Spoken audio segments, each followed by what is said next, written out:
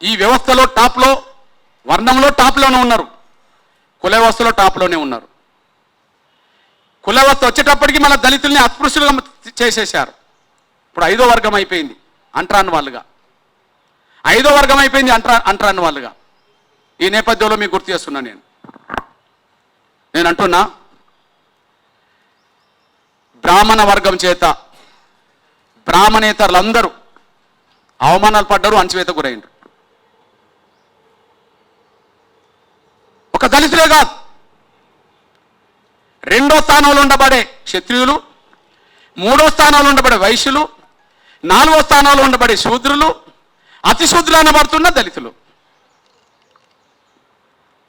కుల వ్యవస్థలో బ్రాహ్మణులే టాప్, వర్ణ వ్యవస్థలో బ్రాహ్మణులే టాప్.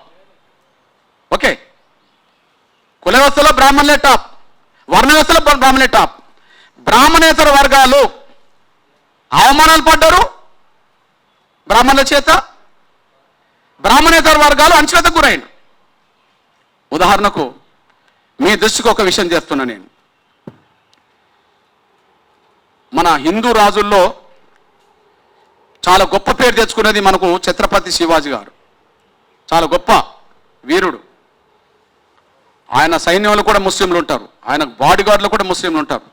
ఆయన హిందూ రాజే, కానీ మత వివక్ష, మత వివక్ష ఎప్పుడు పాటించాలి, మత సామ్రాజ్యాన్ని పాటించండు. లేకపోతే ఆయన సైన్యంలో 3వ వంతు సైన్యం ముస్లిం ఉండేవాళ్ళు కాదు, ఆయన సైన్యాధిపతులు ఉండేవాళ్ళు కాదు, ఆయన అంగరక్షకులు ఉండేవాళ్ళు కాదు. అదొక స్టోరీ. కానీ ఇక్కడ మీ దృష్టికి తీసుకొస్తున్నా, ఛత్రపతి శివాజీ పట్టాభిషేకం జరిగే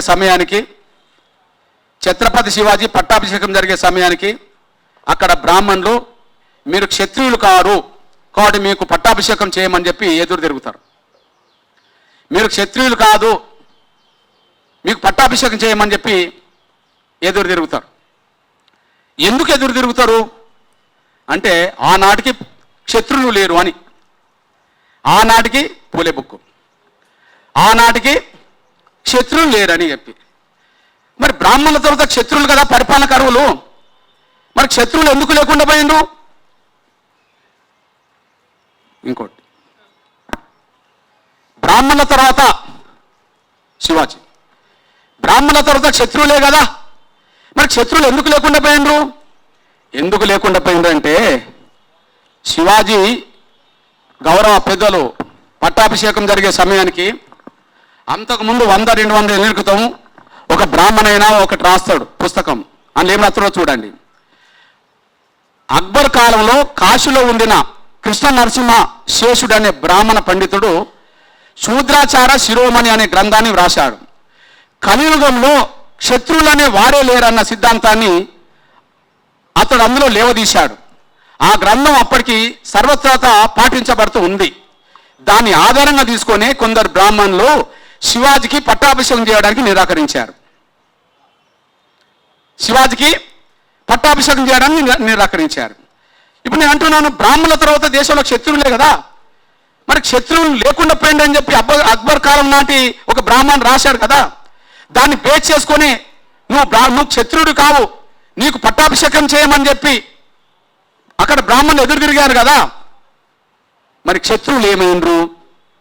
క్షత్రువులను కూడా అణిచేశారు. శత్రువులను సంహరించారు. శత్రువును సంహరించింది ఎవరు? శత్రుడైన రాముడికి అండగా ఉన్నది మా బీసీలు, ఎస్సీలు, ఎస్సీలు. కానీ శత్రుడైన రాజుల్ని సంహరించింది ఎవరు?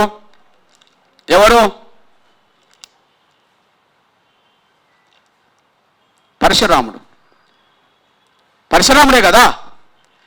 శత్రువులందరినీ సంహరించింది ఎవరు? పరశురాముడే కదా. తన తండ్రి అయిన జమదగ్నికి వేరే క్షత్రియ రాజుకు మధ్యలో జరిగిన ఘర్షణలో, రాజకీయ ఆధిపత్య పోరులో క్షత్రియుల చేతిలో వాళ్ళ తండ్రి ఏదో ఇబ్బంది పడ్డాడని చెప్పి ఆయన శబరం మూని ఈ భూమండలంలో ఉన్న శత్రువులందరినీ సంహరించడానికి ఆయన తిరిగిండని చెప్పి, ఒక్క శత్రువుని కూడా లేకుండా చేసిండని చెప్పి వాళ్ళు రాసుకున్నారు కదా. అంటే దేశంలో ఉండబడే క్షత్రియ రాజులందరినీ సంహరించింది ఎవరు అంటే పరశురాముడు అని అంటుండ్రు. అంటే శత్రువులు లేరు, నీకు నీకు పట్టాభిషేకం చేయమని అనడం కానుండే శత్రువు లేకపోవడమే కదా. శత్రువుని ఎవరు లేకుండా చేసిండ్రు, ఎవరు సంహరించిండ్రు? పరశురాముడే కదా. మీ చరిత్రపరంగా పరశురాముడు ఎవరు? మీరే అనుకుంటున్న బ్రాహ్మణ వర్గం సంబంధించిన వ్యక్తే కదా. క్షత్రియుడు అయినా మీరు చూడండి, పరశురాముడు యావత్ క్షత్రియ జాతిపై ఆగ్రహించి వారిపై 21 సార్లు దండెత్తి క్షత్రియ వంశాలను నాశనం చేస్తాడు. శమంత పంచకం అనే 5 సరస్సులను క్షత్రియుల రక్తంతో నింపి పరశురాముడు తల్లిదండ్రులకు తర్పణం అర్పిస్తాడు. క్షత్రియ రాజుల రక్తము ఎన్ని సరస్సులు నిండింది? 5 సరస్సులు నిండింది. అంటే క్షత్రియ రాజులందరినీ సంహరించిండని చెప్పుకుంటారు. అందులో క్షత్రియ రాజు అన్న మన రాముడి తండ్రి పేరు దశరథుడు కదా. దశరథుడు ఎట్లా బతుకుతాడో చెప్తాడు చూడండి. దశరథుడు వంటి కొద్ది మంది రాజులు గోల మందలో దాక్కుని తప్పుకున్నారు. బహుశా ఆ రోజు గోల మందలో కనుక దాక్కుని తప్పుకోకపోతే దశరథుడు కూడా ఉండేవాడు కాదన్నట్టే కదా.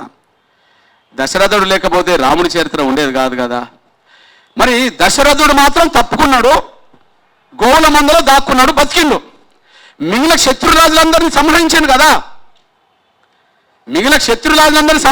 కదా. అంటే క్షత్రుని కూడా సంహరించింది మీరేననే విషయం చరిత్ర మీరు రాసుకున్నారు కదా. బ్రాహ్మణుల తర్వాత క్షత్రియులే, చివరికి క్షత్రుని కూడా మీరే లేకుండా చేశారు కదా. ఇది చరిత్ర రికార్డు కదా, మాది రికార్డు కాదు కదా. మూడోది వైశ్య. నేను అంటున్నా, ఈ దేశానికి స్వాతంత్రం తీసుకొచ్చిన మహనీయుల పేరు చెప్తే స్వాతంత్రం అంటేనే గుర్తుకొచ్చేది గాంధీనే కదా. ఎంతో మంది స్వాతంత్ర సమరయోధులు ఉన్నప్పటికీ, ఎంతో మంది త్యాగాలు ఉన్నప్పటికీ స్వాతంత్రం అంటే గుర్తుకొచ్చేది గాంధీనే కదా. గాంధీ కుల వ్యవస్థలో ఏ సామాజిక వర్గం? వైశ్యుడే కదా. గాంధీ కుల వ్యవస్థలో ఏ సామాజిక వర్గం? వైశ్యుడే కదా. గాంధీ ఏమి ముస్లిం కాదు కదా. గాంధీ ఏం క్రైస్తవుడు కాదు కదా. గాంధీ పక్కా హిందువునే కదా.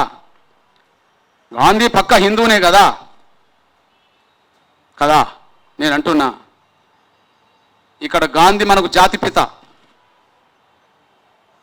హిందూ మతం నుంచి పోయి ముస్లిం మతంలో చేరిన మహమ్మద్ అలీ జిన్నా పాకిస్తాన్ జాతిపిత. నేను అంటున్నా, హిందూ మతం నుండి ముస్లిం మతంలో తీసుకుంటే పాకిస్తాన్ ఏర్పడ్డ వెంటనే జాతిపిత చేసుకొని గౌరవించుకున్నారు. కానీ మన దేశానికి స్వాతంత్రం సాధించి పెట్టిన మన జాతిపితను మనమే చంపుకున్నాం. ఆయన నరనారాయణ హిందువునే. గాంధీ నరనారాయణ హిందువునే. ఆయన నాయకత్వం వహించినంత వరకు హిందూ పరిరక్షకనే ఉన్నాడు కదా. ఆయన నాయకత్వంలో వస్తే ఆయన జాతిపిత అయిండు. మన జాతిపితను చంపుకున్న దేశం మనది. ఎవరు చంపారు? హిందూ విశ్వాసాన్ని వదిలి ప్రవక్తను విశ్వసించి మహమ్మదీయులో చేరితే ఆడ పాకిస్తాన్ సాధించినందుకు జిన్నాను వాళ్ళ జాతిపిత చేసుకున్నారు, వాళ్ళు గౌరవించుకున్నారు. కానీ మన హిందువు మన జాతిపితను మన దేశంలో చంపుకున్నాం. ఎవరు చంపారు? గాంధీకి అంబేద్కర్కి మధ్యలో సైద్ధాంతిక ఎన్నో విభేదాలు ఉన్నాయి.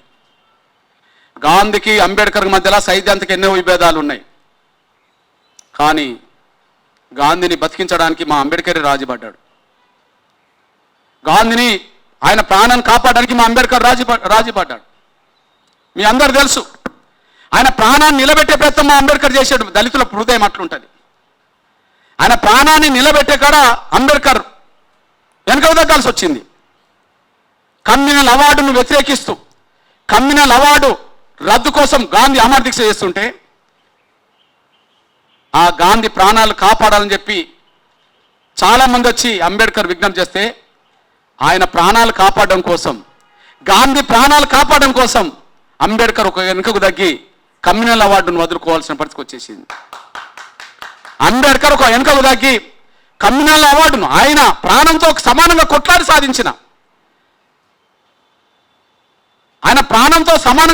సాధించిన కమ్యూనల్ అవార్డును గాంధీ ప్రాణాలు నిలబెట్టడం కోసం వదులుకున్నాడు. మేము ప్రాణాలు నిలబెట్టి కాడున్నాం గాంధీది. కానీ అట్లాంటి జాతిపితను చంపేకాడెవరున్నారు?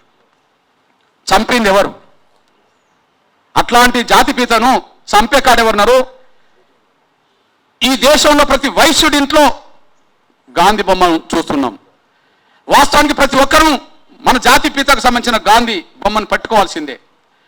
కానీ ఎక్కువ ఓన్ చేసుకుంటున్నది ఎవరు? కులావస్థలో గాంధీని వైశ్యులు ఓన్ చేసుకుంటారు. గాంధీ అంటే మన జాతిపిత, నిజంగా హిందూ. కమ్యూనల్ అవార్డును అడ్డుకోవడానికి ఆయన ప్రాణత్యాగం చేయడానికి సిద్ధపడ్డాడు. ఆయన ప్రాణం నిలబెట్టింది అంబేద్కర్. కానీ తుపాకీతో కాల్చి ఆయన ప్రాణం తీసింది గాడ్సే.